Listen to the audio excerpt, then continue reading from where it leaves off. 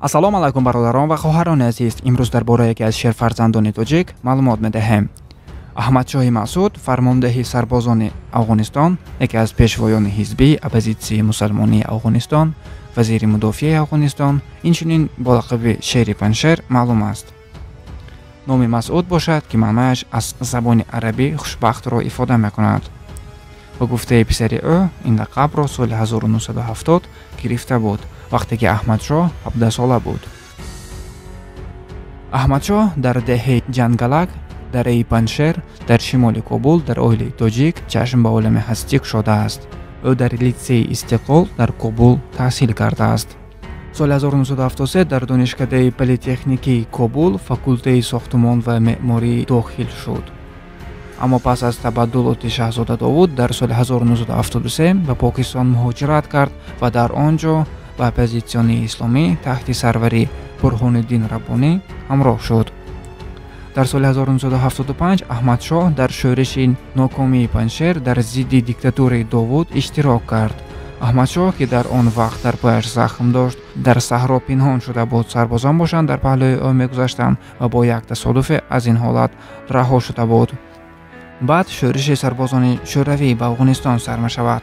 кушунҳои шӯравӣ ба ҷанги Афғонистон аз соли 1979 то 1989 бо муқобили Аҳмадшоҳ 9 амалиёти ҳарбиро пешбо бурданд, ки ягонтои онҳо муваффақият наёфт.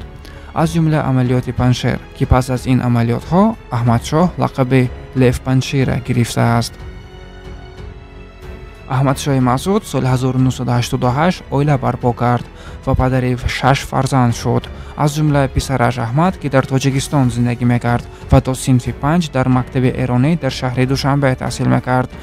баъд дар шаҳри Машҳади Эрон, сипас ба Англия барои таҳсили магистр рафта буд. аз соли 2016 Аҳмад Масъуди хурд дар Кобул зиндагӣ мекунад. пас аз хуруҷи артиши шӯравӣ аз Афғонистон дар соли 1989 Аҳмадшоҳ сарвари 12.5 миллион минтақаи шимолу шарқии Афғонистонро роҳбарӣ мекард.